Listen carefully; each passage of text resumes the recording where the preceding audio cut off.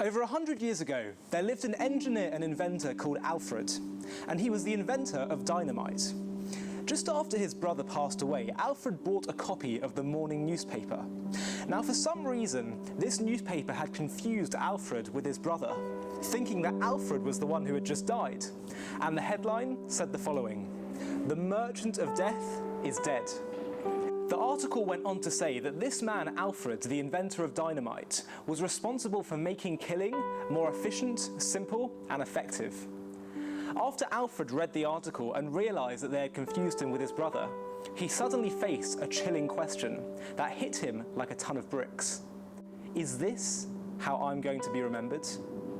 I wanted to be a scientist, an inventor, in order to progress humanity and improve our understanding of the world, he thought. Is this really going to be my legacy?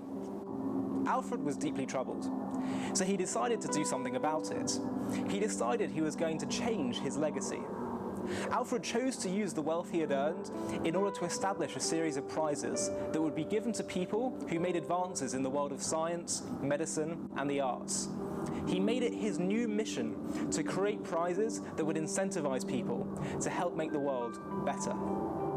And he also created a prize for those who helped bring us closer to world peace, so that he would forever get rid of this notion that he was somehow the merchant of death. This man's full name was Alfred Nobel, the founder and creator of the Nobel Prizes. When Alfred Nobel saw that newspaper headline, he paused, took a step back from his life, and asked himself, what am I actually living for? What do I want to be remembered for? And only after asking himself that question did he make the steps necessary in order to change his life's path and shape his own legacy the way he truly wanted it to be. This story tells us a powerful and shocking truth.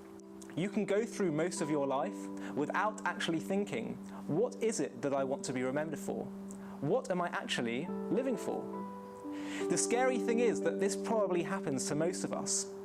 Ask yourself, when you leave this world and they're speaking about you at your funeral, do you want them to be saying, my gosh, he was just so good looking? Or wow, did you see how expensive her jewelry was? Or man, he was just so popular and so good with the ladies? Or did you see how lavish his car was? I think if any of us heard this at our funeral, we'd be sickened. And yet for some reason, we can spend so much of our lives chasing these things.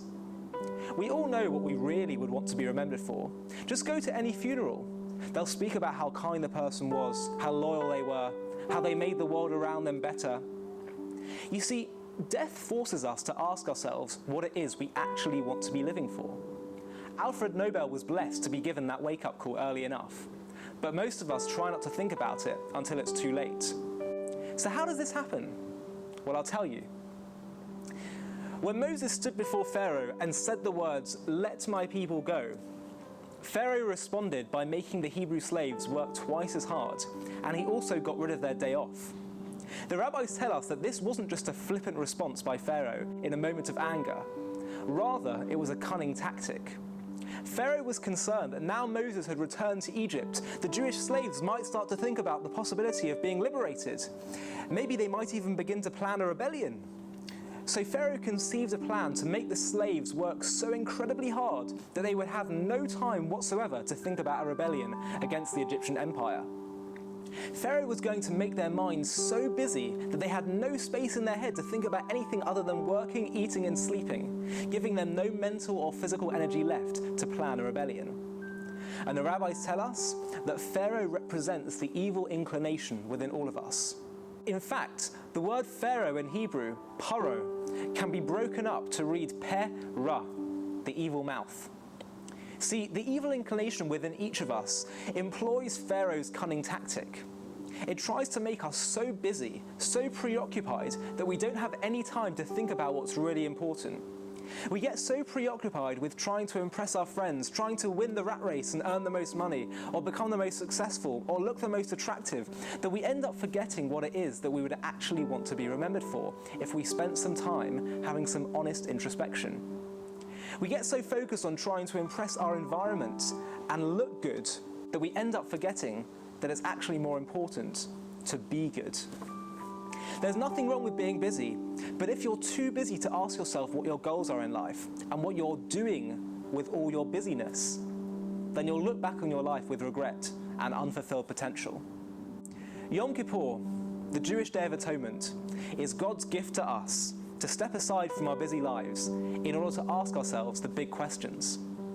On Yom Kippur, we stop working, we stop using our cars and phones, we stop adorning ourselves with makeup or cologne, we even stop eating and drinking. We remove every possible distraction that there is until it's just us, just our core, left alone with our thoughts and our prayers. It is said that on this day our fate is sealed for the coming year. Who shall be sealed in the book of life, and who in the book of death? On the day where all distractions are put to one side, we are forced to confront our mortality. This is no accident, for Yom Kippur gives us that annual opportunity to remove all distractions, to wake up to the fact that one day we won't be here anymore, and it encourages us to ask those great questions. What are my goals in life? What do I want to be remembered for? And by asking ourselves these questions and searching for the answers, we are guaranteed to lead a life without regrets, a life that is far closer to the values that deep down we truly believe in, but are sometimes too scared to commit to. Alfred Nobel was lucky. He was given that wake-up call for free, and he made the necessary changes. Yom Kippur is our annual ticket to do the same.